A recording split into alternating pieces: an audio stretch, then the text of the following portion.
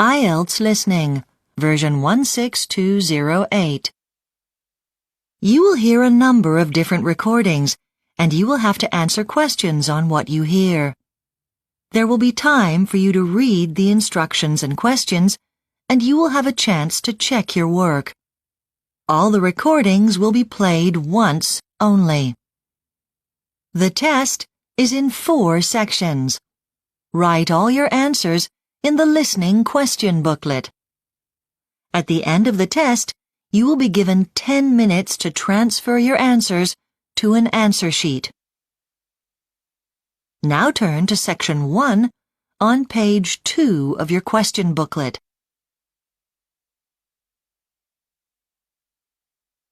Section 1. You will hear a man phoning to ask about a festival in a town called Beachin. First, you have some time to look at questions 1 to 6 on page 2.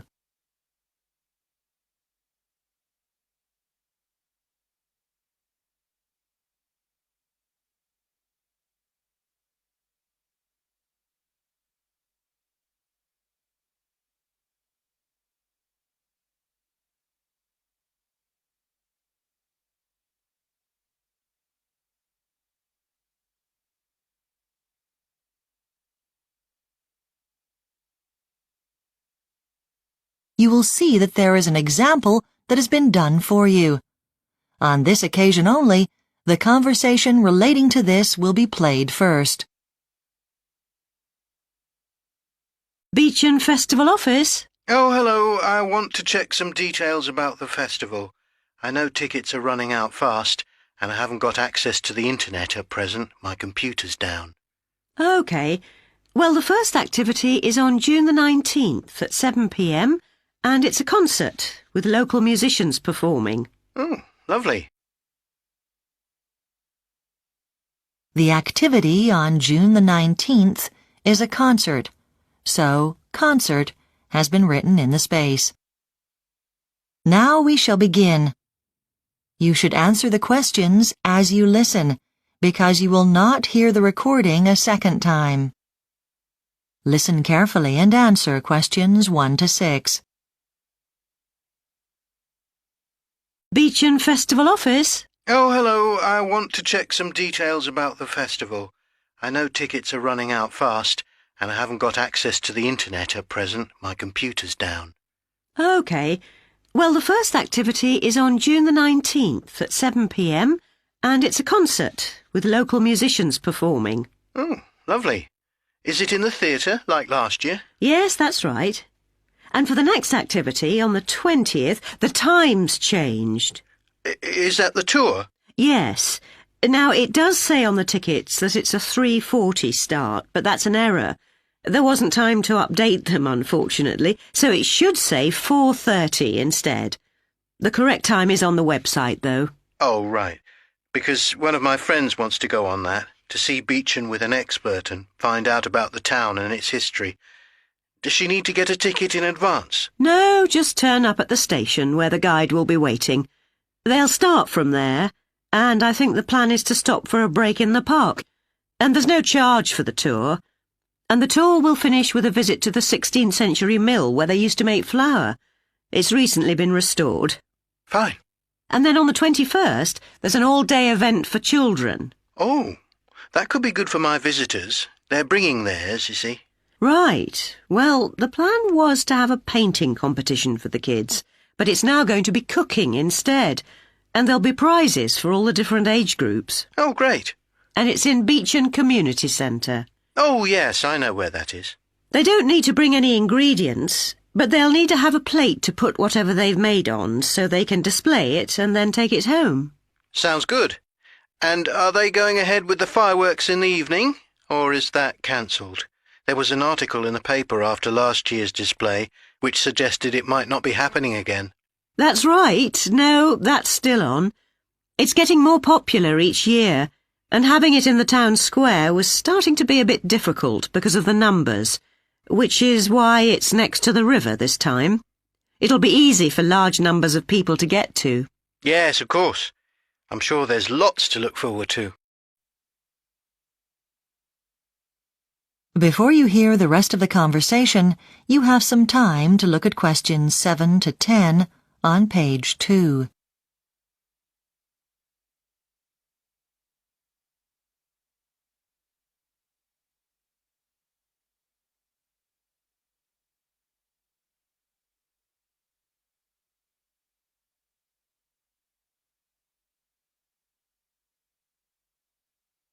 Now listen and answer questions 7 to 10.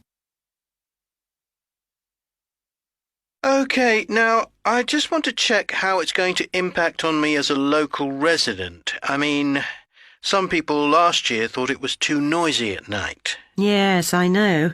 And that's why this year, evening events won't go on beyond 11:15.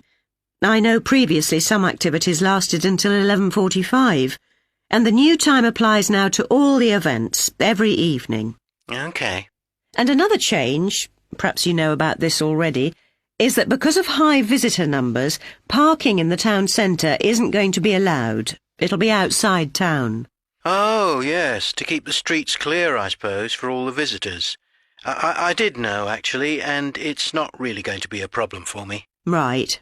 I mean, I can just walk into town from my home. OK. Well, anyway, if you want to check any more details about the festival, once you're back online, you can look at www.events.com, and you'll be able to comment on what activities you enjoyed, and what would really help the organisers would be if people could use the website to give feedback about what they enjoyed and that kind of thing.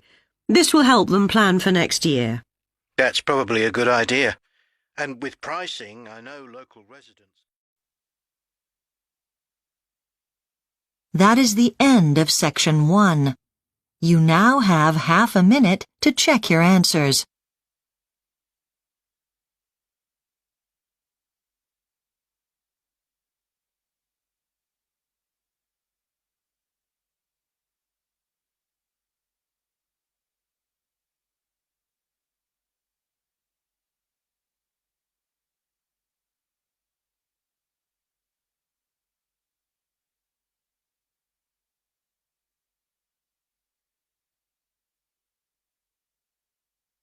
Now turn to section 2 on page 3.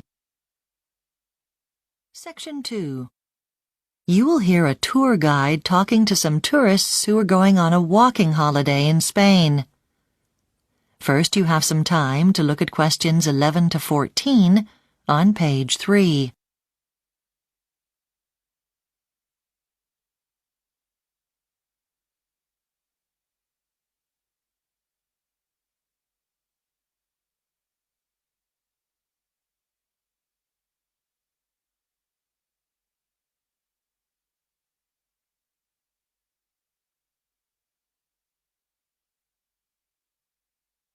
Now listen carefully and answer questions 11 to 14. Well, good evening, everyone. My name's Gary Payne, and I'll be the leader for your walking holiday in Spain. And the purpose of this evening's meeting is for us all to get to know each other in advance and for you to ask any questions you may have about the holiday. So I'll begin by telling you a little bit about what to expect. Now, the ferry crossing from England to Santander in Spain takes about 24 hours. We'll be sailing on the Prince Regent, which was first launched in the 1980s. As well as the crew of 160, it can accommodate about 2,000 people and 600 cars, and it sails at an average speed of 37 kilometres an hour. There'll be an onboard map on one of the decks, which charts the ship's progress during the voyage. Although our minibus will be on one of the vehicle decks in the boat, access to these decks is prohibited during the crossing, so when you leave our bus, you'll have to take everything that you're likely to need with you, like toiletries or books and magazines.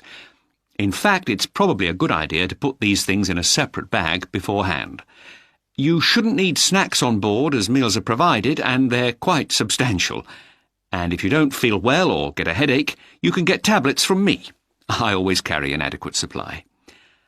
Now, once we're in Spain, we'll be based at a hostel in a small village called La Vega de Libana, about 120 kilometres from Santander.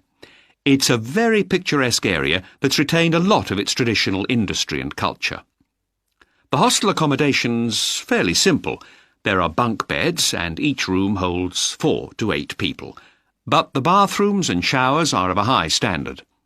The hostel residents have the use of tennis courts nearby, if you feel like a game. We'll be given breakfast and an evening meal at the hostel. In general, the hostel is relaxed, but there are a few rules which the owners enforce strictly. Smoking is not allowed anywhere inside the building, and food and drink is banned in the dormitories. Any chairs or tables which you take outside into the gardens must be returned every evening to their original place. And finally, the doors are locked after midnight out of consideration for other guests who are trying to sleep. Before you hear the rest of the talk, you have some time to look at questions 15 to 20 on page 4.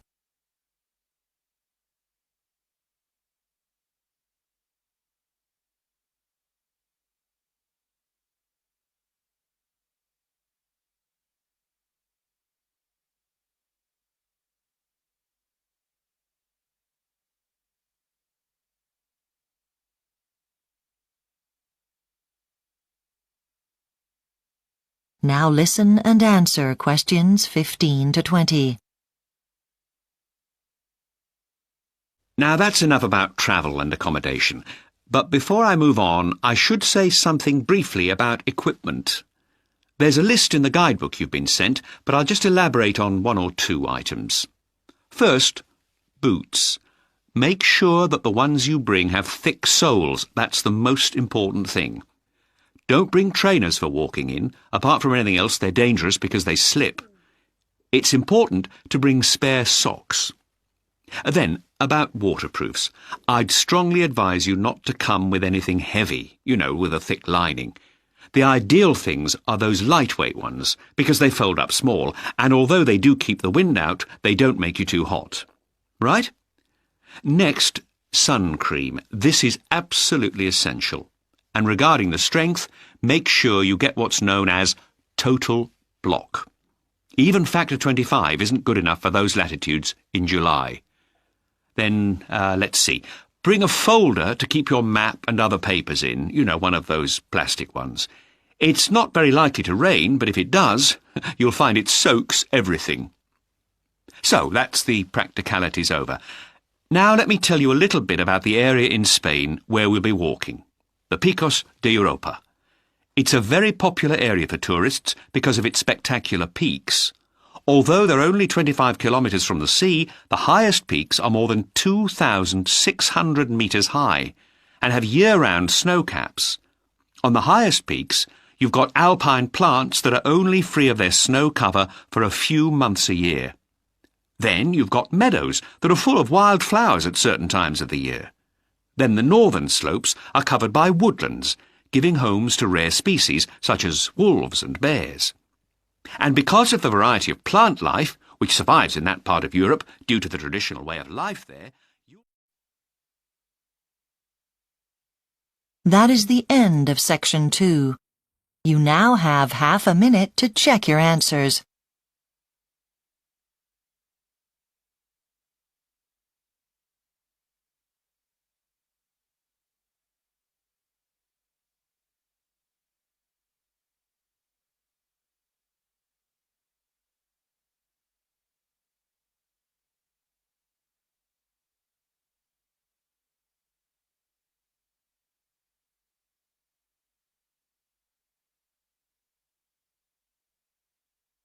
Now turn to section 3 on page 5. Section 3.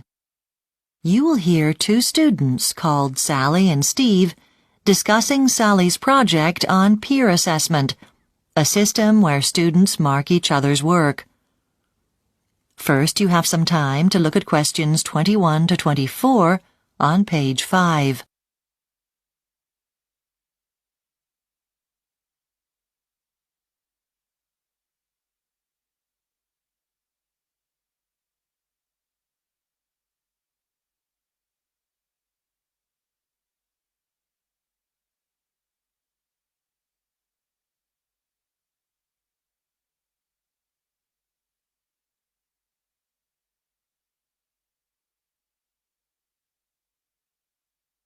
Now listen carefully and answer questions 21 to 24. I can't believe you're still in the library, Sally. You've been here all day. Are you still working on your peer assessment project? Hi, Steve. Yes, I'm still here and I'm nowhere near finished. I'm still processing the reading I've done on peer assessment. I'm interested to see if students marking each other's work is beneficial. I know a lot of the other students are pretty sceptical about its value as a way of assessing their performance. They think the tutors are in favour of it because they don't have to spend so long marking. But I disagree. I think we can learn a great deal from it. Yes. I can see one advantage being that it saves time spent going over things in class. Well, initially it doesn't seem to work that way, and it can be quite a time-consuming business because sometimes things have to be marked again if the tutor thinks the students' assessments aren't reliable. The real gain is the fact that the students learn to stand back and assess their own assignments objectively because they're much more familiar with the marking system. Yes, I can see that. It gives them an opportunity to reflect on their own performance. And how do they feel about having another student mark their work? Is that good for rapport? In some cases, yes. In some cases, no. I think more research is needed to answer that question. What happens if a tutor notices that the marks for a particular assignment seem wrong? Should the students mark them again? That might not make any difference. So in that case, the tutor would have to remark all those assignments and then go through the marking criteria really carefully with the students on the next assignment with some sample answers. Right. I've been reading about a research project on peer assessment. The researchers invited a group of students from 2 different universities to attend a one-day conference. They also invited some university lecturers to attend. Each student gave a short presentation on a project of their choice. Each of these presentations was assessed individually by all the participants, both students and lecturers. To support their marking, they used a set of assessment guidelines that had been prepared the day before by a random selection of students. Before you hear the rest of the discussion, you have some time to look at questions 25 to 30 on page 6.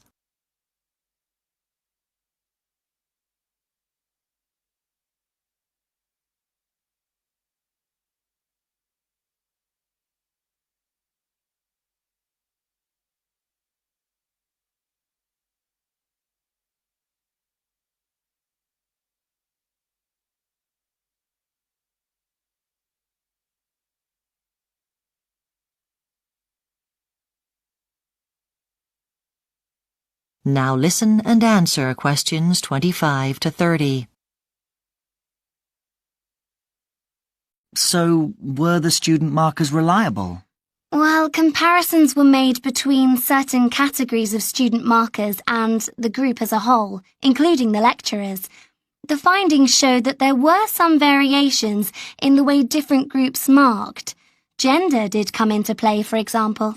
I expect the male students were more generous when marking female presenters, were they? Quite the reverse, actually. They were harder on the female presenters than on the males, which wasn't what I'd expected either. Did female students show any bias towards male presenters? Interestingly not. So, does that suggest women are fairer and more reliable markers than men? Well, I wouldn't go that far. It's only a small sample. But significantly, the results showed that when women marked other women, this didn't affect the grades they gave.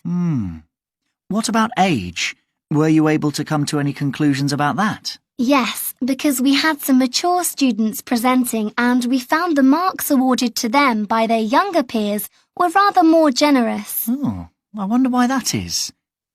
Now, you said there were groups of students from 2 universities.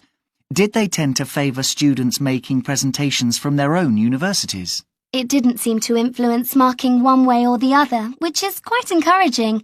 We'd been interested to see if students' personal relationships affected their objectivity.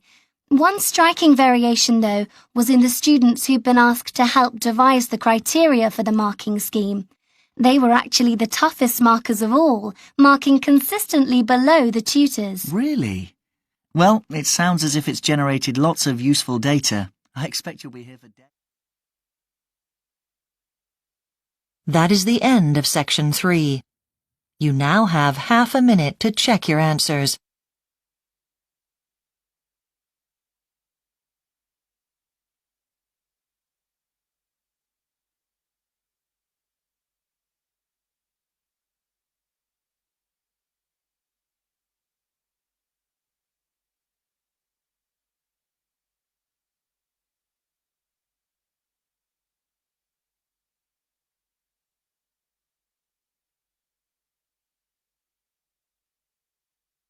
Now turn to Section 4 on page 7.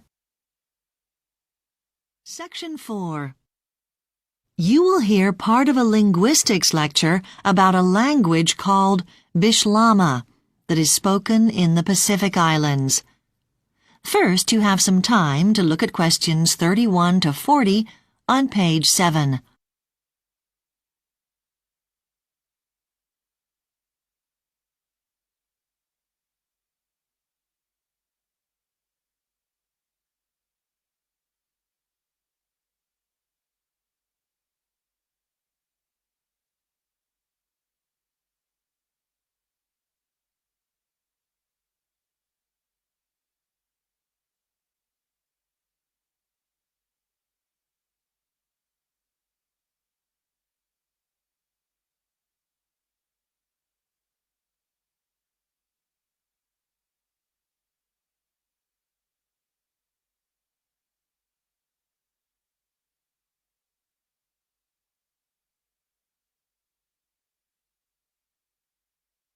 Now listen carefully and answer questions 31 to 40.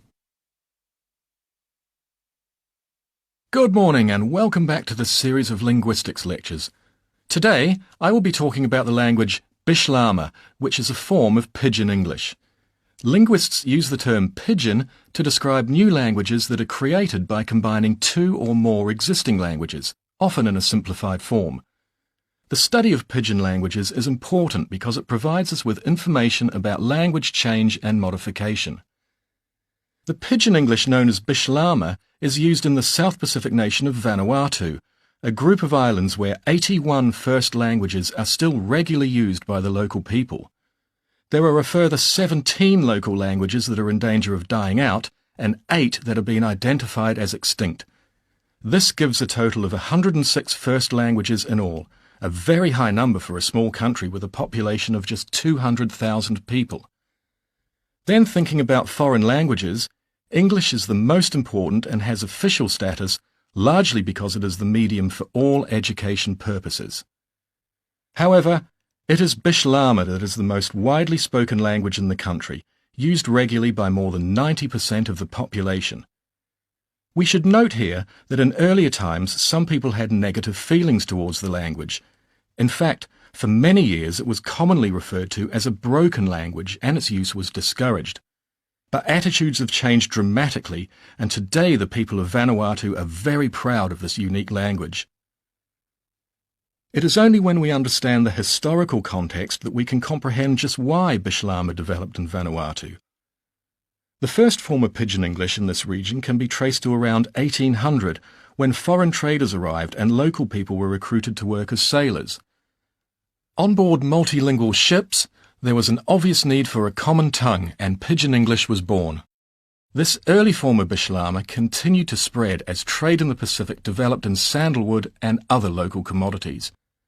Then from about 1860, a lot of people from Vanuatu travelled to Australia to work on the new plantations as labourers.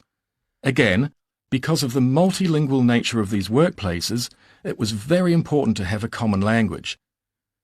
Finally, in modern times, there have been other pressures that have maintained the need for a common language. Like many other parts of the world from about the 1950s, Vanuatu experienced a significant migration of its people from small villages into the city, and it has been here that Bishlama has really established itself as the country's first language.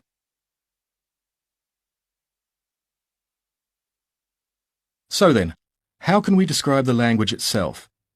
In general terms, pidgin languages can be defined as extremely simple versions of the original language.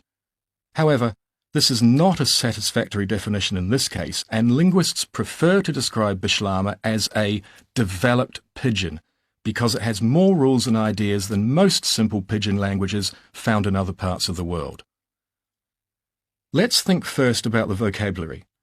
Because Britain was the colonial power, the majority of Bislama's vocabulary is derived from English. However, some care needs to be taken here. For example, the word from in Bislama can also mean because of, so we need to be aware that words can have a wider range of meanings in Bislama. Indeed, there are numerous other potentially misleading terms, and English is not the only contributor to the vocabulary. Again, because of the region's history, there are some words, around 5 to 10%, that are derived from French. Then, a relatively small number of words have been taken from local Pacific languages. Usually this is the case where there is no English equivalent for naturally occurring phenomena or to describe some aspect of the culture that is unique to the country. Finally, a word about grammar. Although the vocabulary is based largely on English, it's important to note that the grammatical structure of Bislama is derived from patterns common in the local languages of Vanuatu. So, for example, there are two distinct pronouns meaning we. One means I and you, and another means I and some others, but not you. Sounds confusing in English, but in the local languages, such distinctions are common. A different example concerns the word long. It is almost the only preposition in Bislama and may be used in place of a whole range of English words such as at, to, with, on, in, and so on. Well, that is the end of the formal part of the lecture. If you have any questions now, I'll be most happy to answer. That is the end of Section 4. You now have half a minute to check your answers.